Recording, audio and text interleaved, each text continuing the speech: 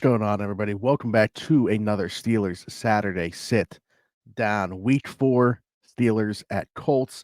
Very excited about this matchup, to be quite honest with you. I will say right off the bat, I'm not going to give you my prediction out of the gate, obviously, but I do feel differently right now, sitting here Saturday before the game, as opposed to when I did preseason about this game. I'm still very excited about it, but injuries on both sides, obviously, some really massive ones on the Colts side. Not to say that the Steelers missing Isaac Seumalo and Jalen Warren, obviously big, Alex Highsmith as well. But the Colts, like half their starting defense down right now. DeForest Buckner on IR, Kenny Moore out, Kwity Paye out. The backups for those guys questionable. Like, there's a lot of injuries right now on that Colts defense. But we'll get into all of that. On the surface, I want to talk about this matchup. Actually, first things first, like, subscribe, hit that notification bell. If you're listening, audio platforms, Apple, Spotify, wherever, 5-star review, subscribe. We appreciate that. For sure, hit us in the comments as well. We want your predictions for what's going to happen, what matchups you're looking forward to seeing in this one. I want to start off talking about Anthony Richardson, because any given week, this guy can get you, and you can get him. That is the type of player that we're talking about here. The high variance, the down-to-down consistency certainly has not been there, but the explosive plays have been. I mean, you're talking about a guy that has a higher completion percentage, over 50 yards, than he does at or behind the line of scrimmage. That's the kind of player that we're talking about right now with Anthony Richardson. I think he's going to put the ball in harm's way.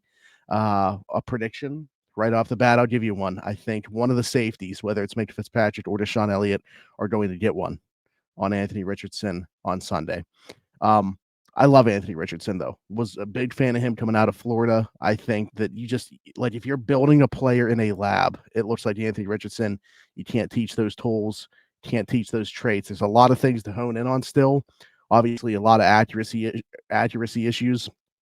Misses high a lot, leads to a lot of interceptions, turns the football over.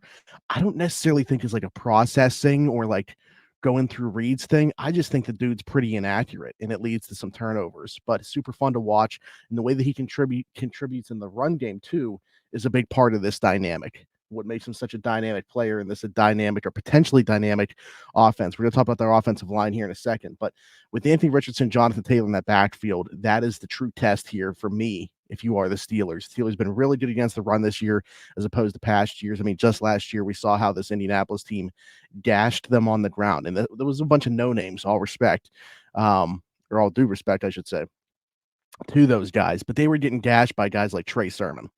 So Jonathan Taylor now back in the mix, Anthony Richardson back in the mix. Something to keep an eye on. I do think the Steelers are better equipped this year. Healthy Cam Hayward, healthy Larry Ogunjobi, year 2 Keanu Benton. Mon Adams has been a nice contributor. Obviously, on the edges, you feel pretty good about TJ Watt. How's Nick Herbig going to hold up against the run, or could they go heavier at times with DeMarvin Leal kind of taking that spot for Herbig at times? Because Herbig's held up for sure against the run, but you do have to wonder, like, full workload, what is that going to look like as opposed to just being a rotational piece, pass rush specialist type player for them. So I think that's something to keep an eye on in this one as well. You know what Richardson can do with his legs, for sure. One of the better athletes at the position. Mixing Jonathan Taylor there as well. What those guys can do together. Definitely a matchup to keep your eye on. This Colts offensive line, though, Ryan Kelly, Braden Smith, you don't know if you're going to see those guys listed as questionable. Didn't practice Friday. They're vets, so they don't necessarily need to. If they can go, I think they're going to go. Don't quite have a read on what that's going to be. Like, everything that I've heard, I even reached out to somebody that covers the Colts that I know, and they're like, man, it's really truly up in the air what the status of those two players is going to be. But that's obviously massive. Who's going to be lining up over Keanu Benton, or who's Keanu Benton going to be lining up over, rather? Who's TJ Watt going to be going against? I mean, those are two massive question marks that we still have 24 hours prior to this game kicking off. And a big part of that up front. I mean, we're talking about the success of Anthony Richardson, Jonathan Taylor in the run game. A lot of that hinders on those pieces up front too. Quentin Nelson versus Cam Hayward has been an awesome battle going back years when these two teams have seen each other. How's that going to go on Sunday? That's certainly one to circle and watch as well. But yeah, we've talked about the injuries, obviously, on that side. I want to stick on the Colts side of the football for a little bit longer, just because I want to talk about this receiving core. I mean, 1 through 4, pretty solid. Michael Pittman Jr., Alec Pierce, who's having a nice year. Seemingly, I thought he was kind of the guy that was going to be shoved to the wayside with the addition of Adonai Mitchell through the draft. You still got Josh Downs there. I mean, so if you're 4 or 5 deep, certainly, like, their fourth option would probably be the number 2 option in the Pittsburgh passing game, or at least amongst the receivers, certainly right now. So I don't know. I look at that room and I think that they definitely have enough quality options there. Um, and you look at how they match up with the Steelers secondary, who's had some health concerns, obviously of their own, some injury issues, not to the point where they're like super depleted. Obviously, no Corey Trice for 4 weeks with the hamstring injury. Dante Jackson's been dealing with the shoulder thing. He's going to be good to go. Um, James Pierre back in the mix. Is Darius Rush get a helmet in this one? How are they going to deploy? Like, does Terrell Edmonds get a hat? Do they try to do some different things with Minkah Fitzpatrick in this one to neutralize one of these receivers in the slot? Deshaun Elliott maybe in that capacity as well. Excuse me. Beanie Bishop obviously going to be a part of the mix. So I don't know. We'll see. But I think that Indianapolis has the skill position guys. I'm really just curious. Is that offensive line going to be able to hold up enough for it to matter? That's kind of where my question is with the Colts offense as a whole.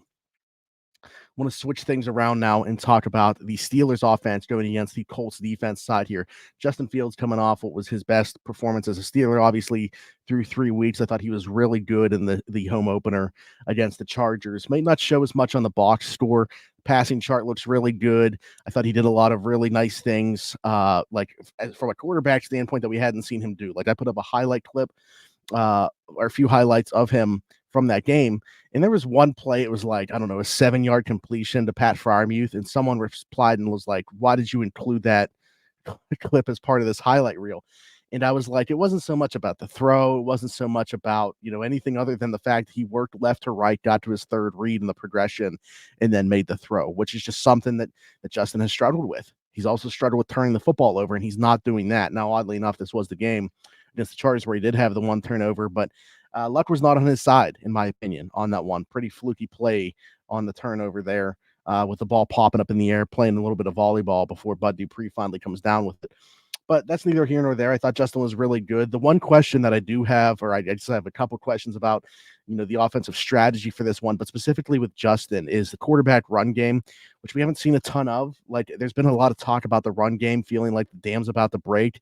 And to be honest, in the second half of that game against the Chargers, man, they were really starting to like impose their will on them, especially in that fourth quarter. Najee Harris, Cordero Patterson, that offensive line was really just going. But the quarterback run game hasn't been there really since week 1 in Atlanta. And I'm curious if we see that incorporated back in the mix here. I don't think that the Colts have the edge rushers that you have to worry about slowing down, as the reason why to incorporate this. Like I said, no Kwity Paye. So you got Laiatu Latu, their first round pick, is a pretty good player. I like him a ton. Actually was, in my opinion, the best edge rusher in this class. Health concerns, the medical stuff is why he was not the first one taken, in my opinion. Or why he wasn't regarded as the highest one, I should say. But you look at everything else about this game, the middle of the field usage, I think, is going to be the question for me as well, just because you look at this Colts defense, the injuries on the outside, the injuries on the defensive line. The middle is kind of where they still have their guys. You still got their linebackers, you still got their safeties, Julian Blackman and Nick Cross. So, are they going to try to attack the likes of EJ Speed? Are they going, who honestly, their linebackers not having great seasons up to this point, but to me, that's the strength of where this defense is. Justin was pretty good in the middle of the field. They took some chances there last week. Is it going to be a thing this week, or are they going to try to avoid it? Because that is probably the most, if you're looking for one part of the field to maybe, I don't know if avoid is the right word, but target less because of the other ways that this Indianapolis team can be targeted, I would say that's probably the area of the field that you're looking at is the middle. So we'll see how that comes. The other part, the Steelers screen game just has not been there yet this year. I know Jaylen Warren's a big part of that, and we haven't had a healthy Jaylen Warren yet. Obviously dealing with the hamstring thing, now the knee thing that's keeping him out this week. So I don't know that I would say that this is the week to all of a sudden see it happen, but I just wanted to throw it out there that, like, that to me was, I thought, going to be a relatively big part of this offense was their screen game. The offensive line hasn't been great in that regard. And again, Jaylen Warren certainly not looking like Jaylen Warren yet to this point in the season. I fully expect him to be impactful. Hopefully they let him rest, get him a couple, I don't know how long this is going to take, But however long he needs to get back as close to 100% as possible to be effective and be the Jalen Warren that we've seen in the past, I think it's necessary to get that player back. In the meantime, talked about Najee, talked about Cordero Patterson. I think it's going to be a big week for Cordero Patterson, like relatively speaking. I think this is going to be a big week for Cordero Patterson. Really liked what I saw in the fourth quarter of that game against the Chargers. And you just look at the running style. Like a lot of people, I think it's because like he's a kick returner. That's where he made his name, the most prolific kick returner in NFL history. Um, they probably view him as like this finesse style type runner. The dude's a tank. He looks for contact, he seeks it out, and he's a physical runner. Likes to get downhill. Art finds ways to get him downhill as quick as possible, and that's just what he does. So I think he could be a nice complementary piece for a team that wants to pound the football this weekend, in my opinion. Indianapolis defense has not been good against the run or against the pass. I think you could have your way with them either way. But I do think just the Steelers' MO, they're probably going to want to run the football first and foremost in this one. Najee Harris, Cordero Patterson, I think they're going to be able to do that based off what they were able to do against, in my opinion, a better Chargers run defense. And another piece of that is Mason McCormick. He's played 25 snaps in that game against the Chargers. He's going to start at left guard over Spencer Anderson in this one with Isaac Seumalo still down this week. Fully expect to see him back for Dallas. Thought he had a shot to go this week. Got in 3 limited practices, so I guess they just want to see him maybe get back in full capacity at some point next week before throwing him out there. But I would think he comes back on Sunday Night Football against Dallas. But Mason McCormick, I just think the style that he plays fits what this team wants to do so much. Like this is the perfect week to incorporate him, get him in there for a week, and then go back to Seumalo the following one. But Mason McCormick had some really encouraging stuff on tape in the run game last week. Certainly had his lowlights and pass pro, kind of just the way he is what he is as a player right now. But the demeanor, the temperament, like the stuff that you can't teach, he just has it. And I think that it translates really well to his run blocking. Really impressed with what I saw in that regard last week. You don't got to tell him to go to get after them and climb to the second level. What's Tomlin saying? He'd rather say whoa than sick him. Yeah, no problem for Mason McCormick. He will definitely sick him. So I'm excited for him. I'm excited for Mason McCormick to get this opportunity. Again, definitely expect to see him over Spencer Anderson. Maybe they do rotate a little bit. I don't know. I mean, I have less of an issue with him doing that at guard than at tackle. We'll see if that comes to fruition, but certainly expecting fully for Mason McCormick to start this one.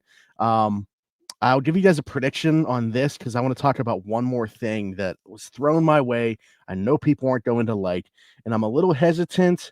But it's just something that I've heard. I'm not saying that this is for sure going to happen. I know people are going to hate it, but I'm going to throw it out there because I've heard it now from 3 people. And we'll see if it comes to fruition. Because, by the way, fully saying that I do not want this to happen, but we'll talk about that in a second. Score prediction for this one, 23-16 Steelers win. If you're looking for a few predictions, little props or player predictions, Minkah Fitzpatrick gets an interception. Derek stole that off me on Steelers afternoon drive, but I had it in the bank. I was ready for it. So I'll save it for this. I'll make the prediction on here. On there, I had to switch it to Sean Elliott because I didn't want to double down with him. Offensively, Cordero Patterson rushing touchdown. And then here we go. We know it's happening at some point this year. Why not now? Miles Killebrew blocked punt. Wow. Miles Killebrew blocking a punt this week against the Indianapolis Colts. It's happening. Mark it down. All right, let's talk about something real quick. This is something that I've heard from 3 people, not what I want to have happen. I have heard from 3 different people that the plan is and has been, at least for a couple weeks, for Russell Wilson to return and start against the Dallas Cowboys next week. Why? I don't know. We haven't even gotten through this game against Indy. We have no clue what Justin's going to do in this football game. If Justin plays as well or better than the game that he had against the Chargers, the team wins. They move to 4-0, coming back home to face the Cowboys on Sunday Night Football. Why would they make that switch at quarterback? I don't have an answer for it. I don't know if it's going to hold up. But again, 3 different people have now told me this. I don't get it. I don't understand why this decision would have been made already or why this is something that's like on their mind right now. because we have no clue how this game against Indianapolis is going to go. So I just wanted to put that out there. Let me know what you guys think of that. I'm kind of the mindset, like I even said to that person, like, I'm not doubting you on this, but I can't imagine that the decision would already have been made. You know what I mean? Like, just knowing them again, they've we've seen them value team result over play. And not to say Justin's played bad. I think Justin's been quite good, to be honest, with the surrounding elements. But we've seen them value the team results over that anyway. So if the team goes to 4-0, I just have a hard time thinking they're going to make that quarterback change unless it's like so disastrous. They win like a 3-0 football game or something like that. Justin has multiple turnovers, whatever. It's hard for me to envision a world where I understand the decision after this week. Because even if they lose, right, 3-1 going home to play Dallas and Sunday Night Football, Justin's played well for the most part in those games. Sunday would have to be disastrous for him. But that's all I got for now. Let me know what you guys think in the comments about all of that. The prediction, obviously, the Russell Wilson, Justin Fields stuff. If you have any predictions, both score or for players, and what matchups you're looking forward to seeing as well, whether it's anything Colts offense for Steelers defense, vice versa. Very excited for this one. Shout out to my boy DB. I know he'll be in attendance. I know he's super excited about that. So looking forward to the on-site coverage from Derek Bell, as well as Ellen Saunders, everybody. Be sure to like, subscribe, hit that notification bell here on YouTube. Hit me in the comments, of course. If you're listening somewhere else, Apple, Spotify, wherever you get your podcast from, be sure to leave us a 5-star review and subscribe over there as well. Appreciate y'all. We'll be back for another Steelers Saturday sit down before week 5, Sunday Night Football against the Dallas Cowboys. And maybe on next week's Steelers Saturday sit down, we'll have a clear picture as to who the starting quarterback of the Pittsburgh Steelers is going forward. Until then, this has been Smitty from Around the 412. We'll talk to you next time. Bye-bye.